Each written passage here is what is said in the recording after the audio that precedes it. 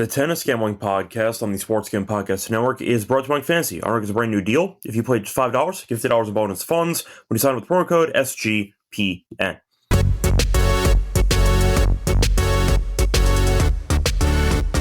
And welcome everybody to the Tennis Gambling Podcast here on the Sports Gambling Podcast Network. It's currently Monday morning, early Monday morning, around 4 a.m. Eastern on August 18th. I'm as always, Scott Reichel, once again going solo for this pod. Time to get into the preview of Winston-Salem. Now, I am aware the event did start on Sunday.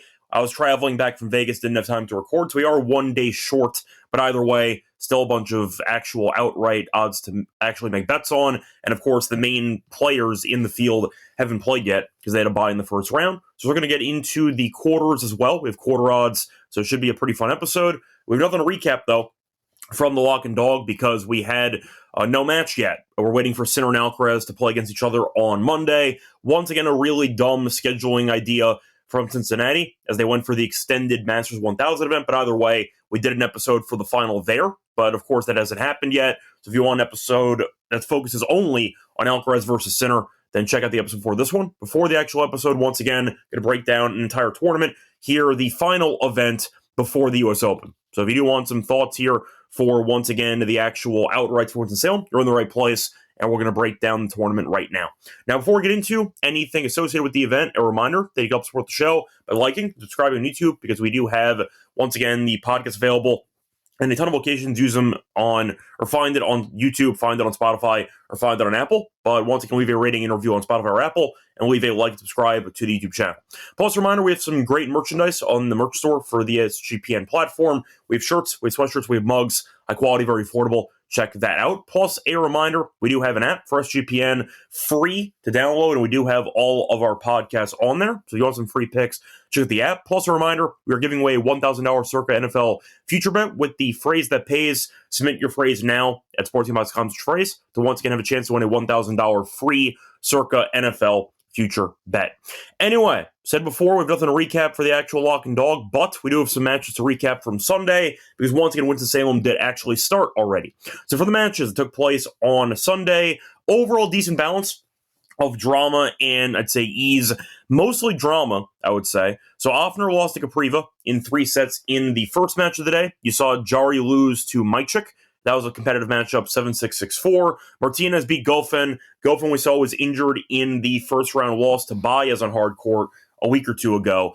Didn't look good again as Martinez beat him comfortably. So Goffin, maybe he's going to retire soon, maybe not. But Martinez had beat him comfortably in one of the more lopsided matches of the day. Now, you had a pretty entertaining matchup there between Dzanshulp and Walton. Walton won the first set, then Dzanshulp came back and won in 3. Medjedovic beat Rinderknech in straight sets with an 11-9 tiebreak, so nice job by him winning in straight sets. We know the Rinderknech can be a bit underwhelming at times. Still a pretty good hardcore player with the serve, and Medjedovic did beat him in straight sets. Bu won a marathon against Sang as he won a final set breaker there in 3. You saw Carreño Busta look really good against Nishioka as he won 6-0, 6-3. Most lopsided matchup on the entire card. And you had an epic to end the actual day as McDonald beat Holt in 3.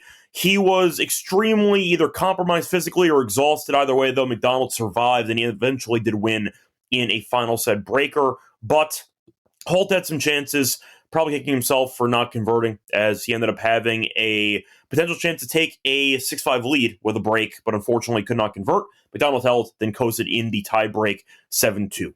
So once again, even though the matchups might have looked more challenger field level with the actual, I'd say, talent or lack thereof on the card, a lot of fun competitive matchups. So hopefully we get the same energy moving forward in the remainder of the event. See a couple people in the comment section. I see Esco stopping by. I see Hydro, and I see Uneducated who is saying that he would pay to watch a session at Winston-Salem. It's pretty local. He's going on vacation, so he can't make it. But look, I'll put it this way. I heard that the Coors Field Stadium is very nice, even though the team sucks, and you have Ohtani hitting potential bombs in Coors Field. So not a bad alternative there, but I guess the timing didn't really work out. Maybe next year, Uneducated. But once again, pretty entertaining first couple of matches on the card, and we'll see what happens moving forward. But either way, once again, we are going to be breaking down the entire event with quarters, even though one full day was completed. So yes, the actual books did update their outright odds because of what happened in day one.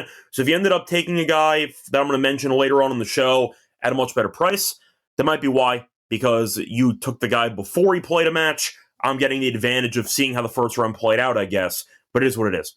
Anyway, nothing else to really add, though, for the, I'd say, once again, recap portion. To move on into the actual breakdown of Winston-Salem, starting off with the first piece of business, once again, the final event before the U.S. Open. So it could be pretty unpredictable, usually is, because you get a bunch of guys who opt out waiting for the U.S. Open, and you have some people chasing 250 titles. So keep that in mind. Might see a bit of an unpredictable tournament here, which can be explained perfectly with your recent winners, because Sonego beat Mickelson last year. We had that at 25-1.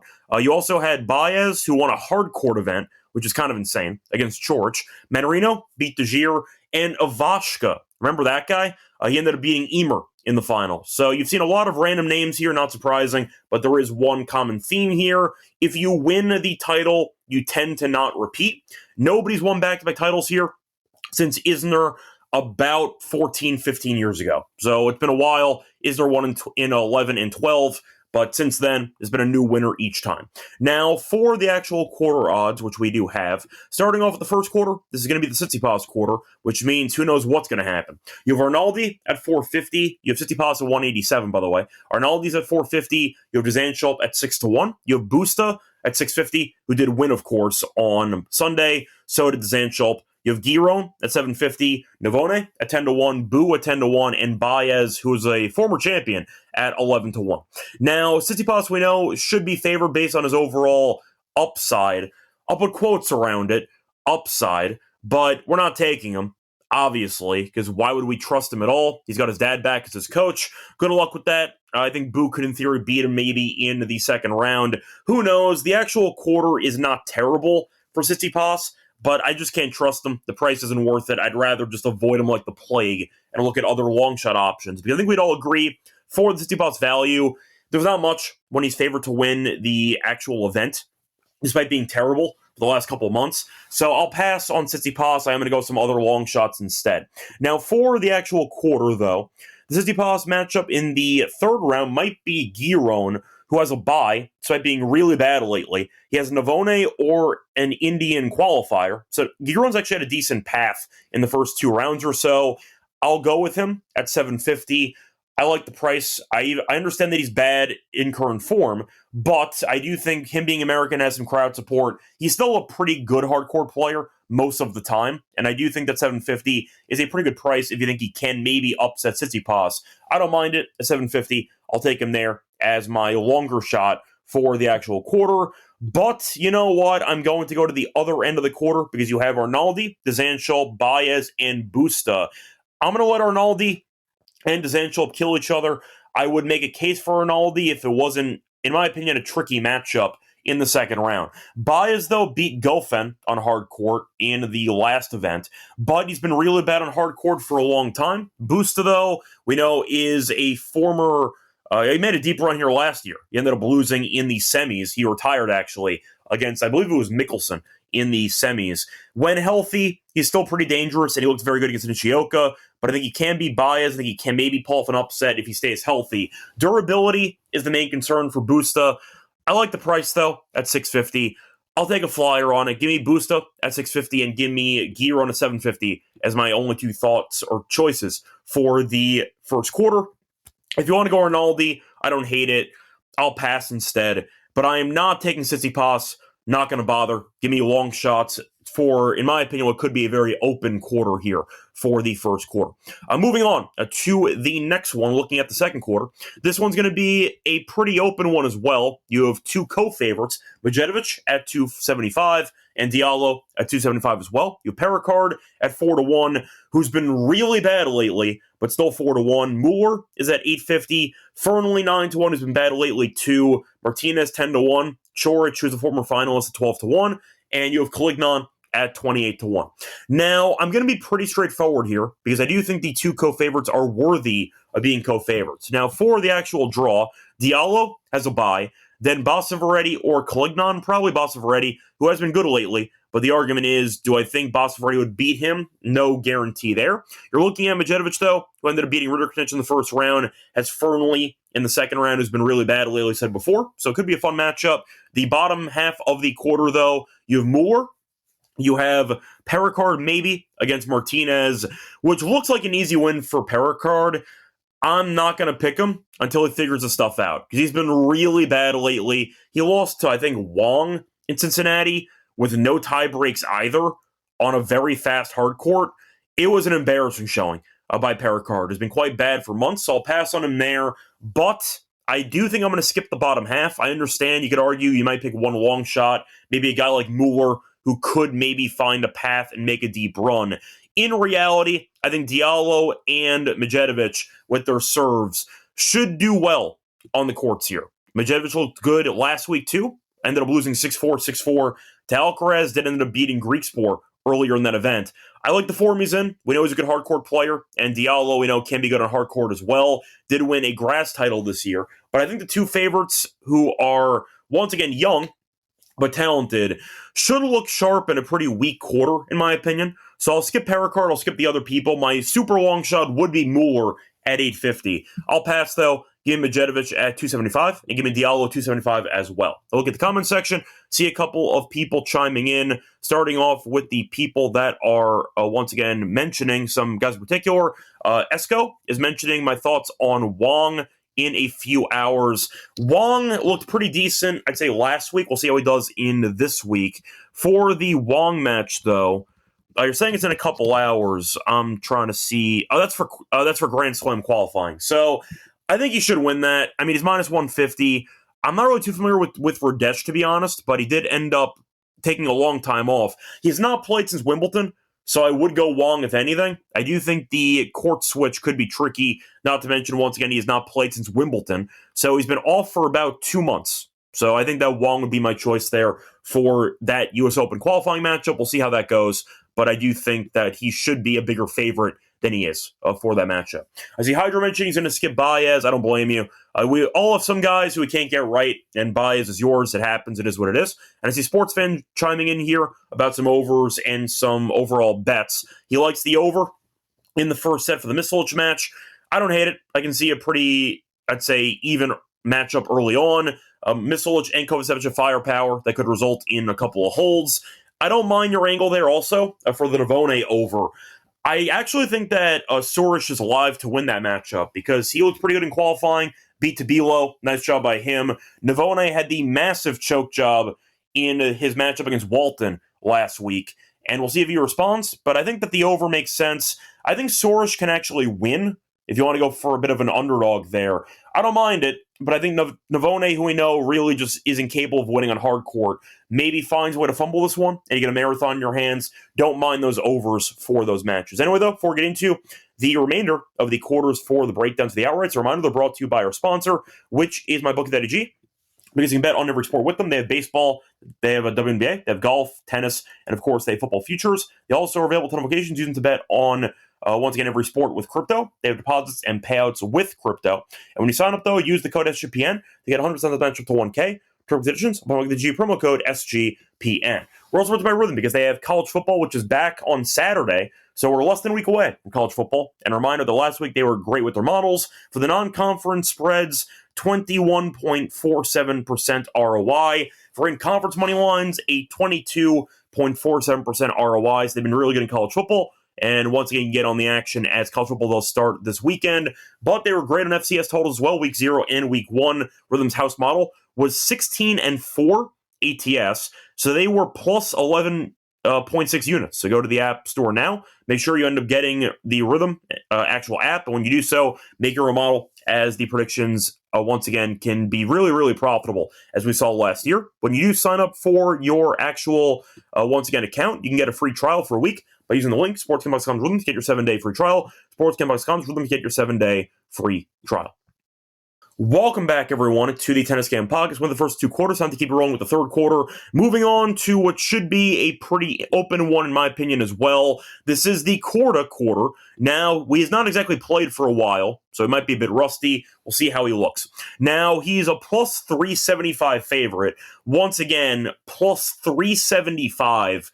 Armageddon is on the actual calendar for this quarter in particular, and we'll see what happens. Now, you're looking at him being the favorite of 375. Mychik is 5-1 off the win against Jari. Borges is at 5-1. McDonald at 550. Kovacevic is at 650. You have Kekmanovic at 750. Darderi at 8-1, who I will not be taking under any circumstances. Capriva at 9-1, and Misolic at 14-1.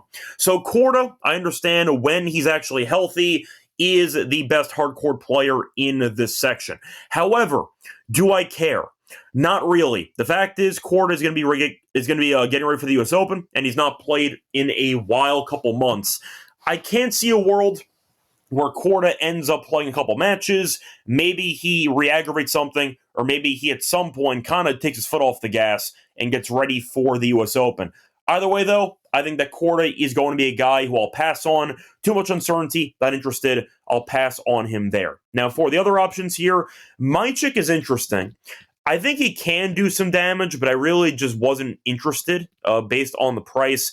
5-1's not terrible, but I do think at the end of the day, when he has to go up against Borges and then potentially Korda in the next two rounds, not interested. I'd rather go for the bottom half of that quarter instead.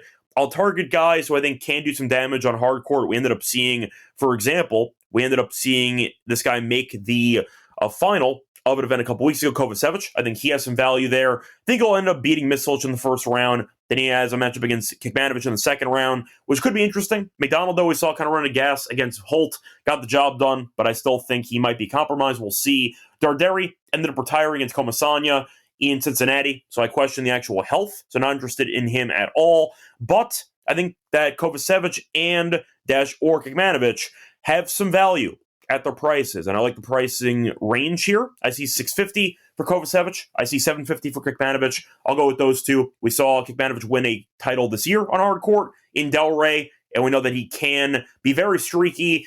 It's a good event to be streaky in. We saw Sonego last year, for example, who was really bad and then caught fire and won the event. So you're looking at weird things happening potentially in the final week before a Grand Slam. Give me two guys with upside who I think can play well on hardcourt. I think that it's a good spot for the price. Give me Kovacevic at 650 and Kekmanovic at 750 as my two thoughts for the third quarter. Common theme.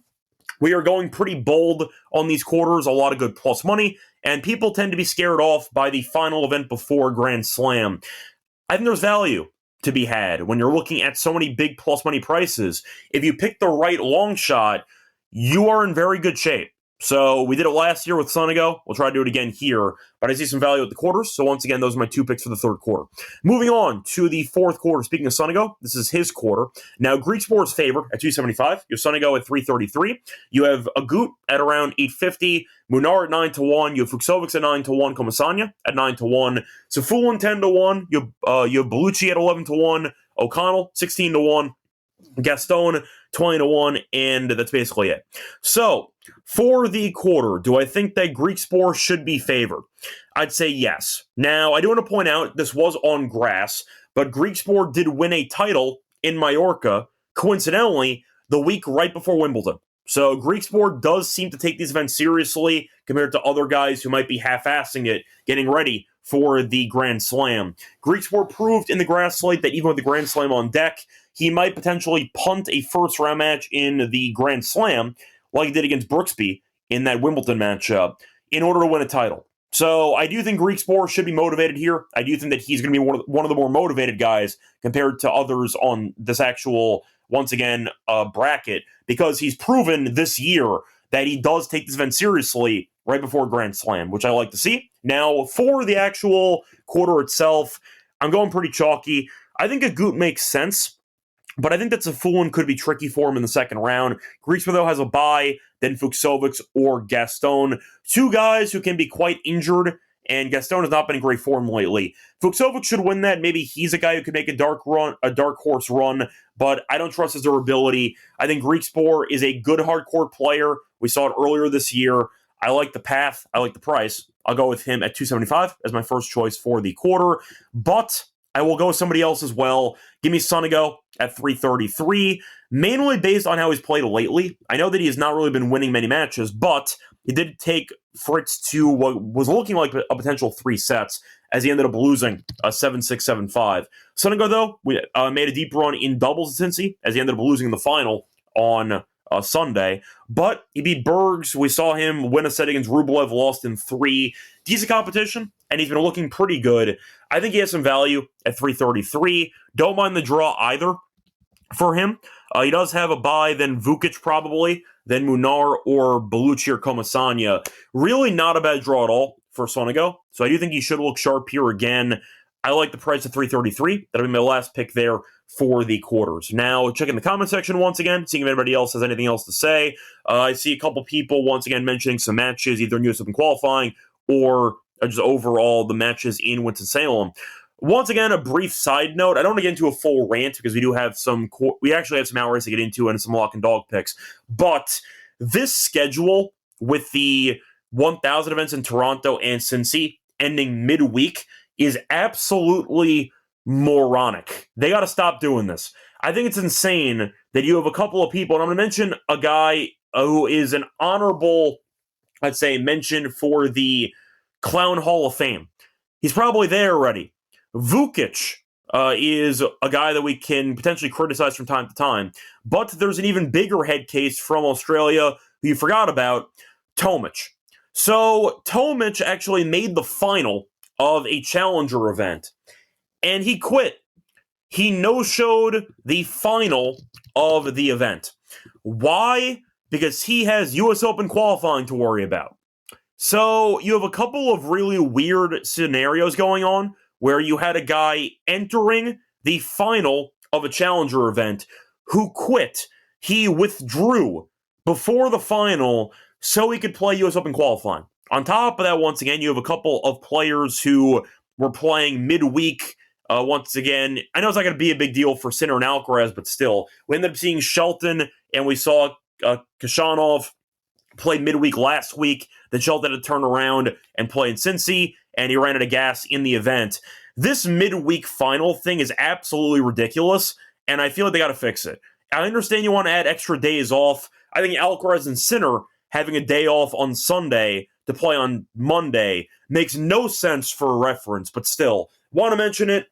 Whatever this random calendar situation is going on, they got to fix it because this is awful. Want to mention it. But anyway, Tomic was the guy I wanted to mention for the story. Very on brand for him, but he ended up quitting before the final of a challenger title match. So once again, he quit, not even showing up. He withdrew. So you ended up seeing Ferry win the title by default because Tomic left to play qualifying in the US Open.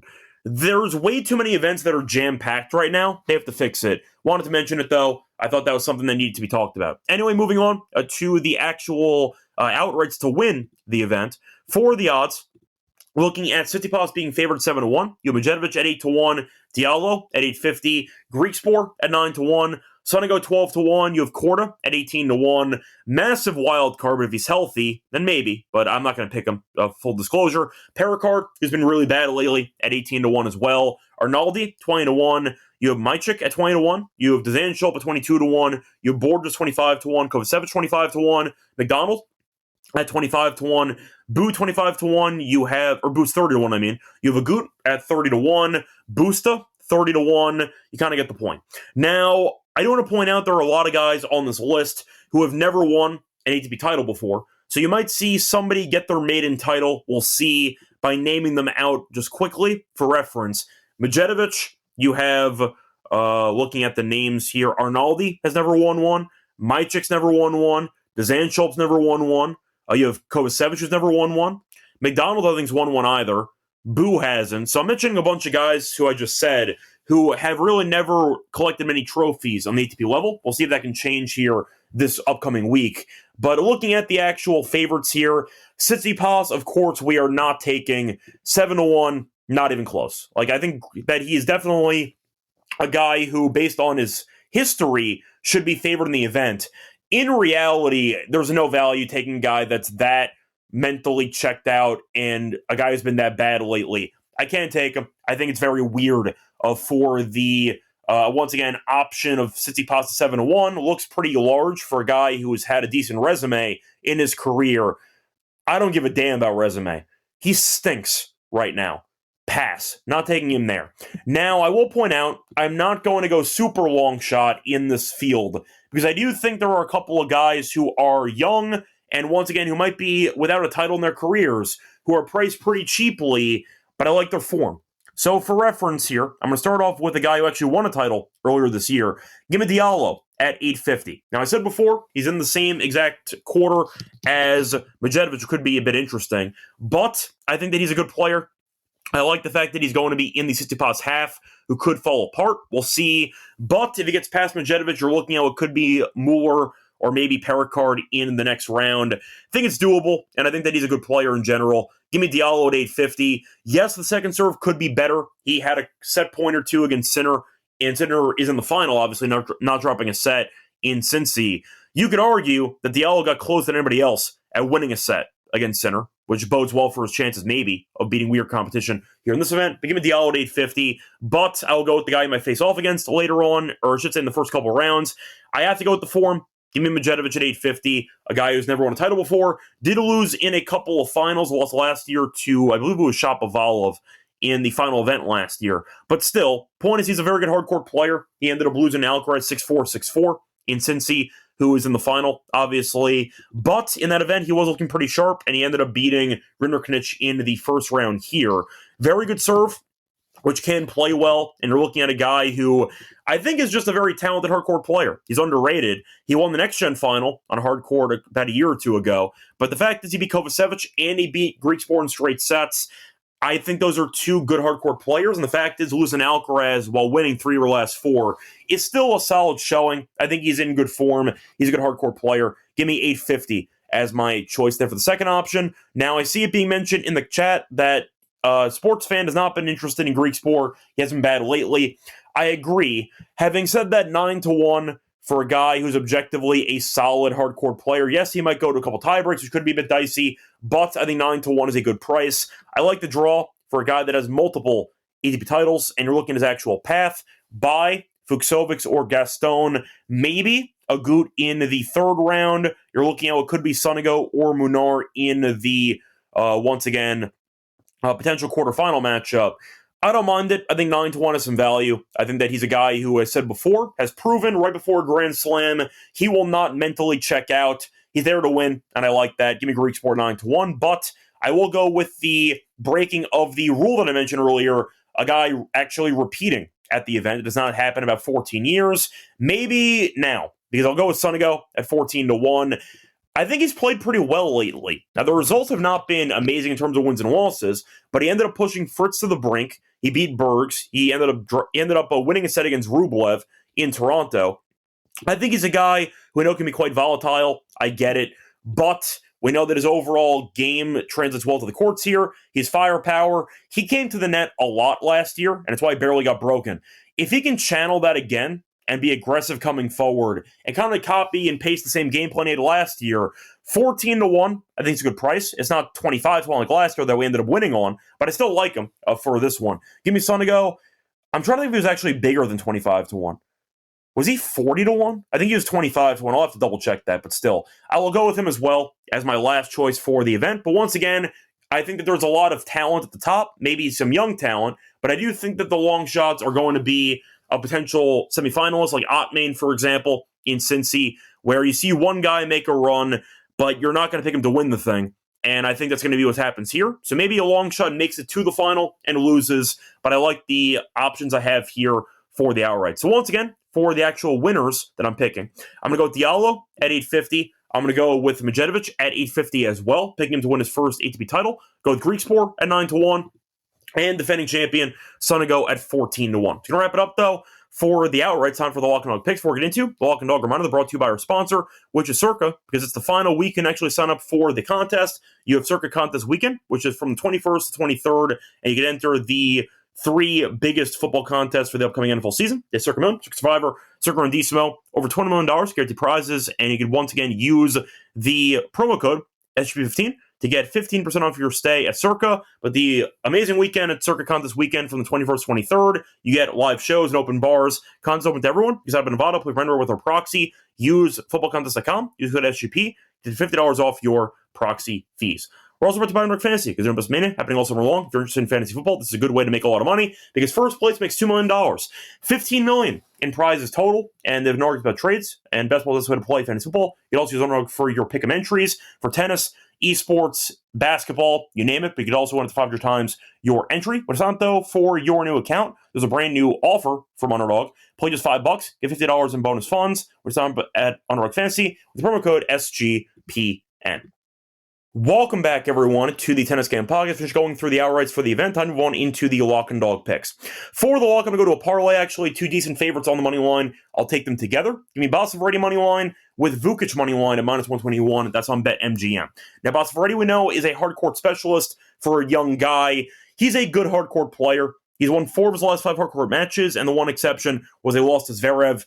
No shame in that. He's beaten who he's supposed to. He's looked good so far. I think he'll look sharp once again here in his first matchup here. You're looking at Kalignon, though, who has not played on hardcourt in a while, been busy on the clay slate. He's not played a hardcourt match since February. He's a decent, I'd say, clay player, and he's a decent hardcourt player in the challenger circuit. But I do think that Basavarady is more proven on the ATP level on hardcourt. I think he should win this one. That's why he's a big favorite in this one. Not facing off against anybody on hardcourt, though, whether it's ATP or Challenger, or even ITF for months, is problematic for him. I think Basavarady wins this matchup easily. For the other one, though, Vukic, we know, can be a head case, but he has been playing better lately. He ended up winning both matches in qualifying in straight sets. He looked pretty decent. Lost to Basavarady, coincidentally, in a marathon in Cincy. But I do think Vukic is still a pretty good hardcourt player. We saw in the Australian Open this year. He made a good run.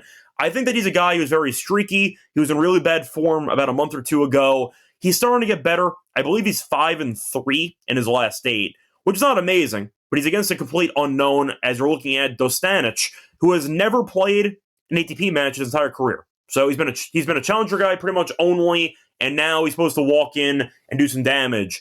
I'm skeptical. Now, I do think you might see a breaker or two. Vukic can be quite underwhelming returning-wise, but the price feels pretty cheap on Vukic, actually. For a guy that went through qualifying, who did not drop a set, Dostanic didn't even qualify. He was a wild card. So the fact is, Vukic might be more accustomed to the courts here, and the fact is you have a guy, complete unknown, who's priced to be competitive. I'm fine with that. I think Vukic, though, is better, and I think that 250 is a pretty cheap number that I think will grow over time. So give me the 2-pick parlay, Basavarady and Vukic money line at minus 121 as my lock for the show. For my dog, I'm going to go with a young American. Going to go fading a guy who's been in free fall for the last year or two. I'm going to fade Coric. Now, I think Coric can, in theory, win because Blanche is a complete unknown as well.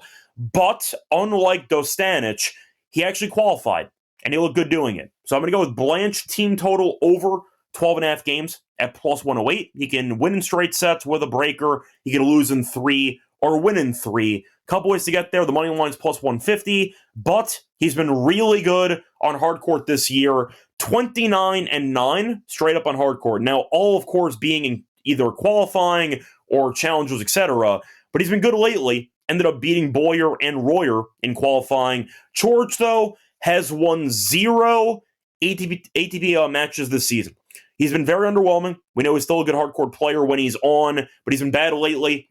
Ended up losing to Gigante in 3 sets on hardcourt, which is embarrassing. Point is, though, Coric can win against Blanche if the moment's too big for him. Blanche, though, a pretty good server, and I do think that Coric can serve well, too, and that might result in a breaker or two. But there's been a very common theme in Coric's matches, a bunch of long sets. There's been a 7-5 or a 7-6 set in 10 of his last 11 matches. So you're looking at what should be at least one marathon set. Maybe Blanche wins it, and he ends up winning in 3, 2, or even loses in 3. Coric, though, I can't trust. I think Blanche is actually alive to win the matchup, but he's never won an ATP match before. He lost to Nadal on clay and Makic last year on hardcourt, but he has experience. He went to qualifying. He ended up beating Boyer, who was playing decent hardcourt tennis, and Royer, who is fine. I think it's a pretty decent spot for Blanche to potentially pull off the upset here. but I'll play it safe, give me the team total over. I'll fade Chorich in his current form for this one. So once again, the lock and dog for the show. The lock's going to be on a parlay. Give me Boston money line with Vukic money line at minus 121 on BetMGM. For the dog, I'm going to go with Blanche team total over 12.5 against Chorich at plus 108 on FanDuel. It's going to wrap it up for the show. We'll be back once again later on in the week to break down the remainder of Winston-Salem. Till next time, follow me on Twitter, Radio. Good luck to all of you and all of your bets. Bye, everyone.